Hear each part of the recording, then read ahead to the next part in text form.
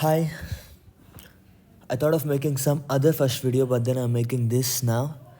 Uh, so this mainly goes over parity of NCR.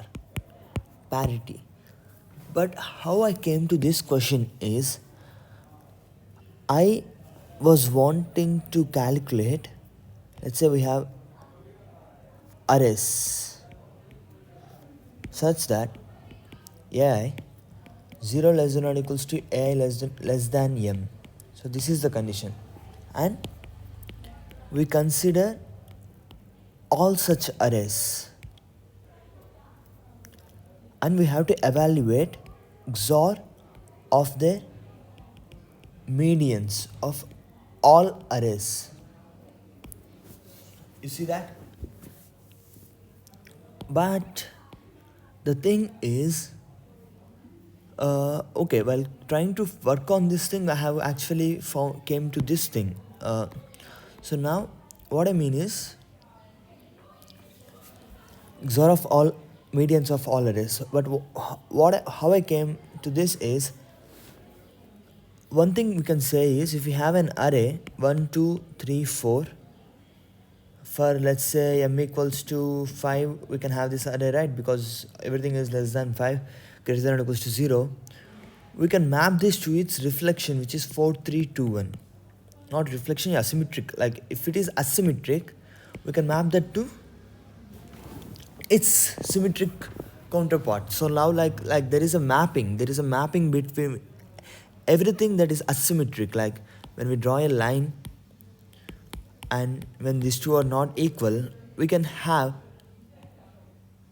when one of them is not equal, when it's not exactly symmetric, we can pair that with this 4, 3, 2, 1 always.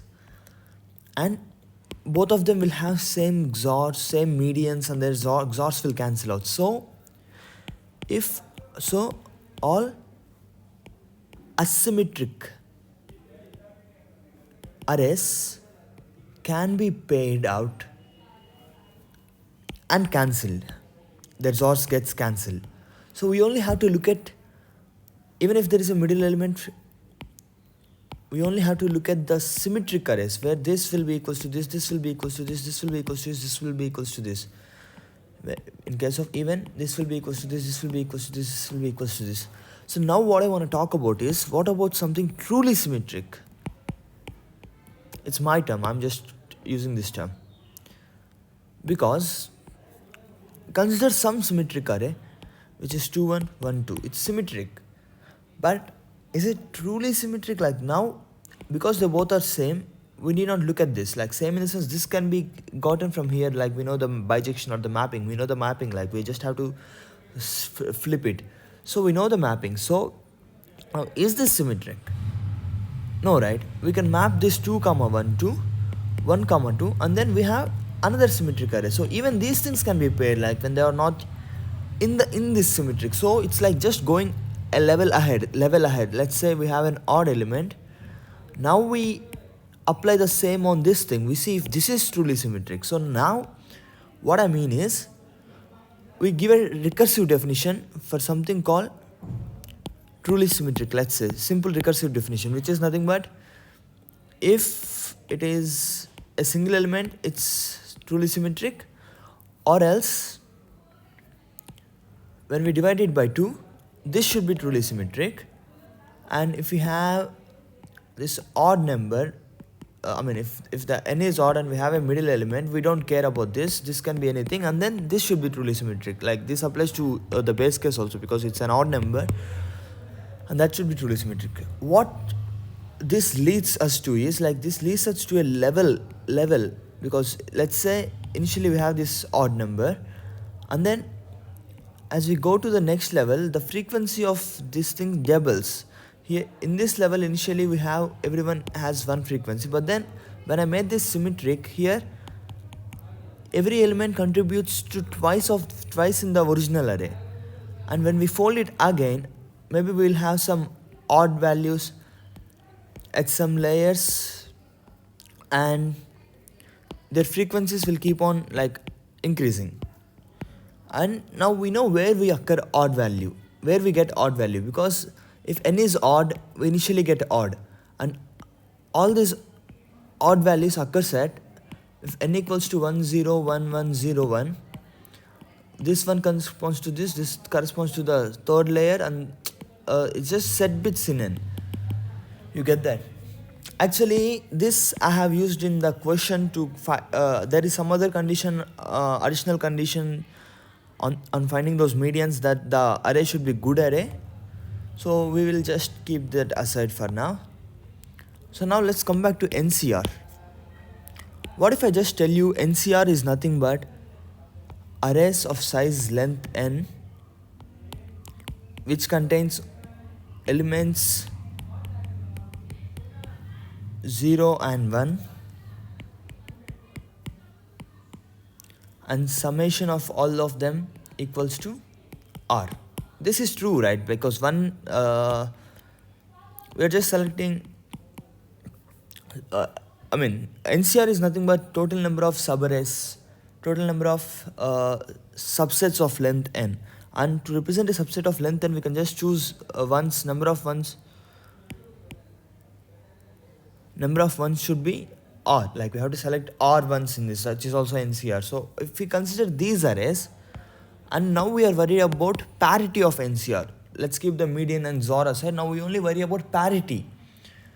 What is the parity of this thing? So now again, let's try to apply the same similar concept, where if this is not truly asymmetric, we have its pair, and then we pair, and then they cancel out. So what's left is considering truly symmetric arrays among above. Now if you see the truly symmetric one, we know in set bits of n,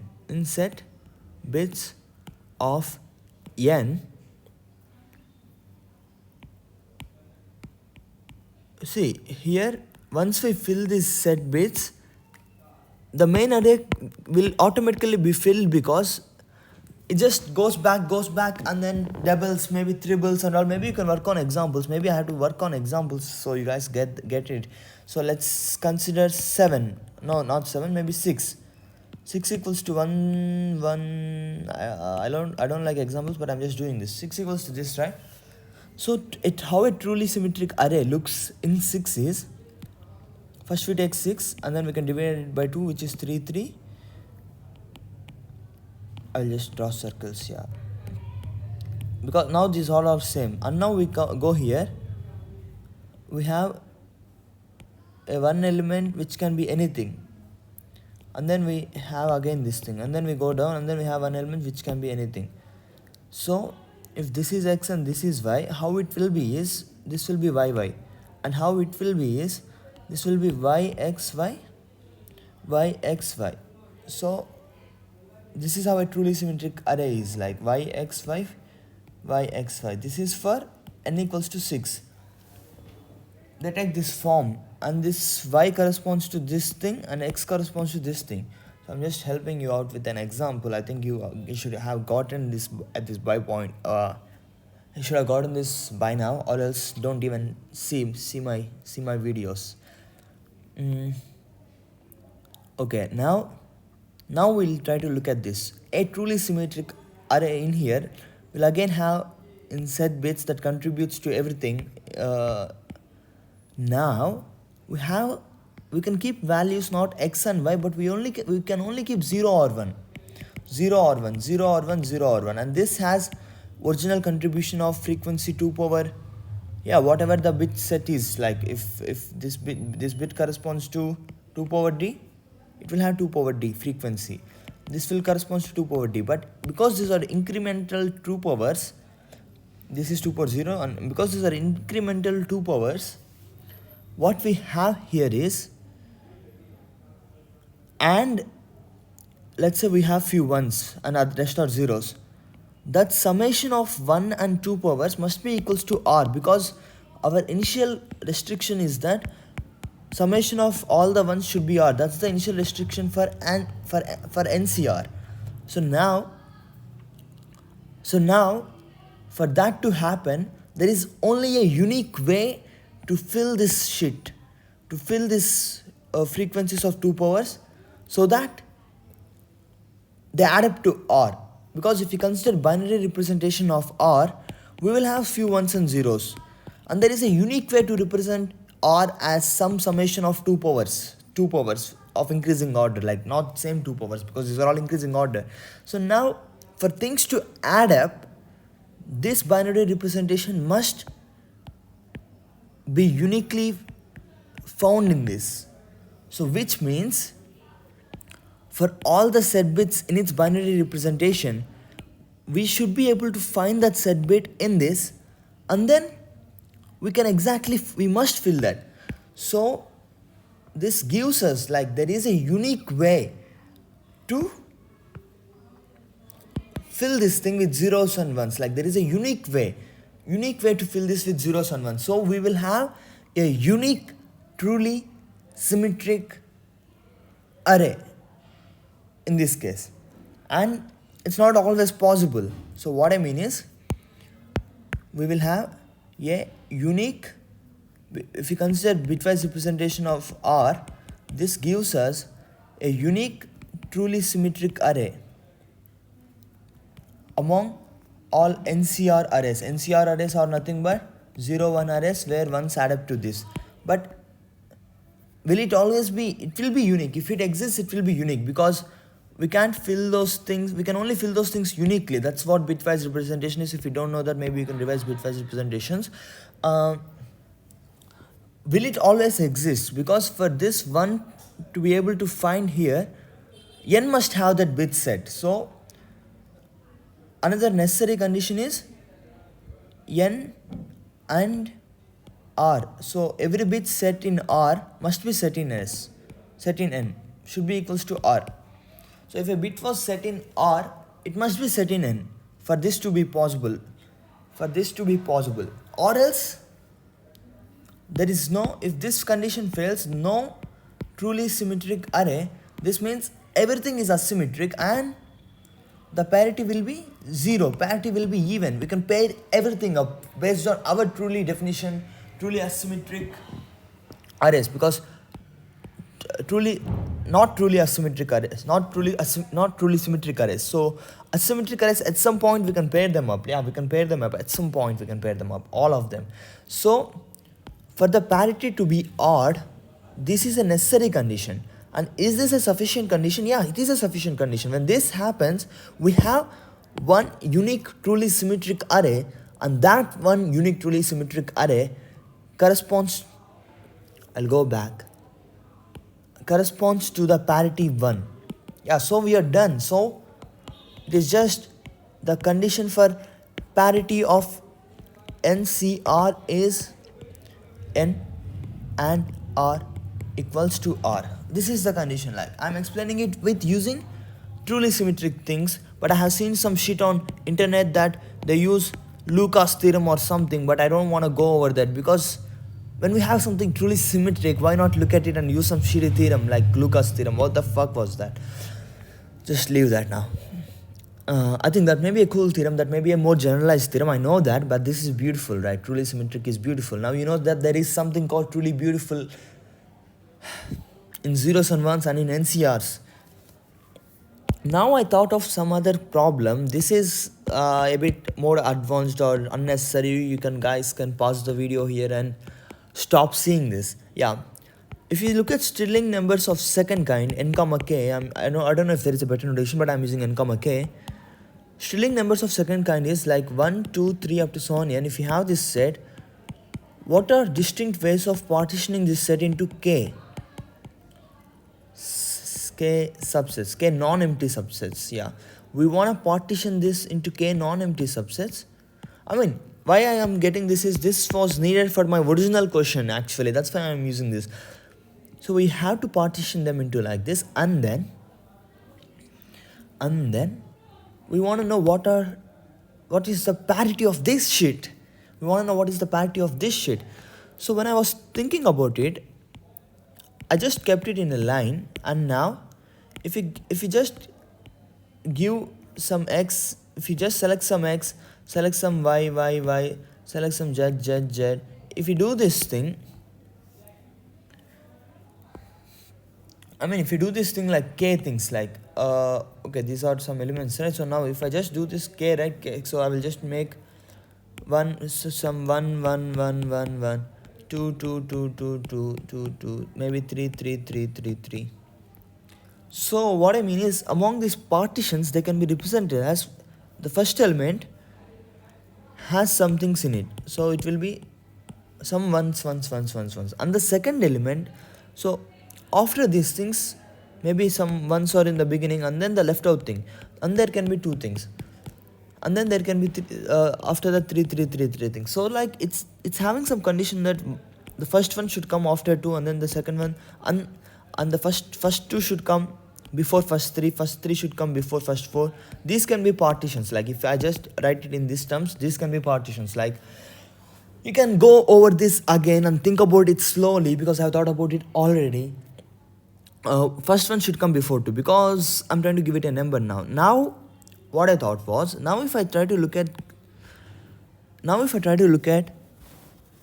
things where first one must be here and then second one is here, and then there is a gap between the first second and first third, then what happens is this gap can be filled with either one or two, because then it doesn't matter, like they have already occurred. So their first occurrences is the only one having condition for us to partition them into. What I mean is, partitions have something bijectional into this condition that first one should occur before first two, should occur before first three, up to so on, first k.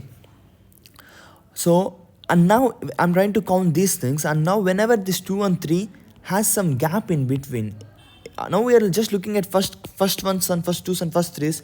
Whenever there is a gap, this gap can be filled in two ways. And the same goes for 4 and 5. This gap can be filled in four ways. So all these configurations can be paired up because they occur even number of times. So we just not look at them. Now the only configurations that contribute to the parity are 1 and 2, 3 occurring together, and 4, 5 occurring together, up to so on. If k is odd, they perfectly pair up. These are the things that are left out. If k is even, we have 1, and then we have 2, 3 paired up, 4, 5 paired up, and then the 6, the k, it must be in the end, because if it is before end, we can again fill the sheet with even number of times. So the k must be at the end. This will be the condition for k even. And now, because the sheets are paired up, now it's just trying to find the parity of number of ways of arranging them. I mean, number of ways of choosing r positions in n possible positions. Now we know, we'll just keep this aside, and we have how many things here. Let's say all these are, we are grouping this as one thing, we are grouping this as one thing. So how many things are here? It is n minus 1 already, and then this k by 2. In this case, k by 2 is 2. That many things got reduced, minus k by 2. Let's see in this case. Here k by 2 is, k is even, right? Let's say k is 6. This got reduced, because we won't choose among them. This has restriction that this should be in the end, and this got reduced. So n minus 1 and 1, 2, 3. 6 by 2 is 3. So the same formula works for this. So we have, even in this case, if we group these two, these many circles we have, and we can choose, and we have to choose k minus 1 by 2 among it, because 6 is 2, which is nothing but 5 by 2. For 5 it is 2, which is nothing but 5 minus 1 by 2 again. So we have to choose those things. So this has been converted into an NCR parity problem now. So now parity of Stirling numbers of second kind, these are n comma k equals to NCR parity of, so NCR representation is this, right? K minus 1 by 2. So this has other representations where people want to write m equals to as k minus 1 by 2, when people want to write m equals to k minus 1 by 2, they can write n minus 1 minus k by 2 as, if you do minus k and plus k, k minus ceil of floor of k by 2 will become ceil of k by 2, n minus 1 minus k, because k can be represented as floor plus ceil always. And now this is what? This minus 1 can go here, and then this is k minus 1 by 2. So now this is n minus k plus m comma m. So this looks a bit like this now. So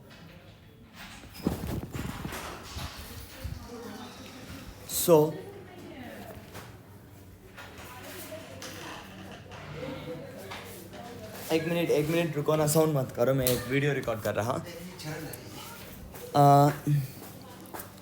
Now b equals to k minus 1 by 2. Let's just say this. Okay, I will call it m, and this becomes this, and the condition for this is n minus k plus m and m equals to m. So this is the condition for Stirling numbers of second kind, where m equals to k minus 1 by 2 or k plus 1 by 2. What is it?